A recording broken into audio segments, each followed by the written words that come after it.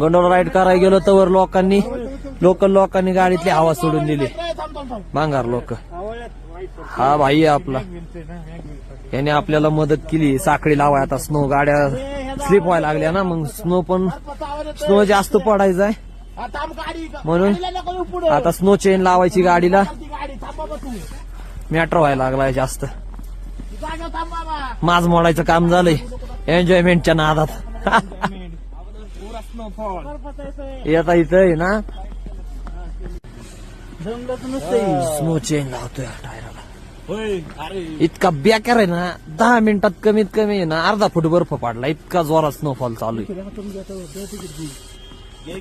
ह्यावेळेस. ओरिजिनल काश्मीर गुलमर्ग लय बेकार स्नोफॉल चालू आहे. तिकडचं बी साईडचं सुरूया, तिच्या साईडला जास्त आहे, माझ्या साईडला डोंगर आहे.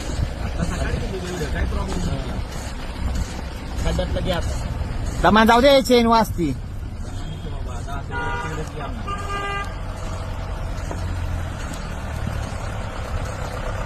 अशा तऱ्हेने गुलमर्ग गंडोला राईड ट्रिप आपली सक्सेसफुल झालेली. आता आपण घाटाघाटी आणि बाहेर हेवी स्नो चालू आहे. पोरं स्नो चेन काढतात गाडीची. आता आपण सोनमर्गकडे चाललेलो आहे. पोरं म्हणली नॉनव्हेज खायचं, इथले हॉटेलांना काही चव लागाना, गोड जेवण देतात. आपल्या पद्धतीने बनवायचं म्हणून जरा सामान घ्यायला थांबलोय. चिकन मसाले हे ते. आता आपण संध्याकाळच्या जेवणासाठी स्वतः चिकन बनवणार आहे आपण.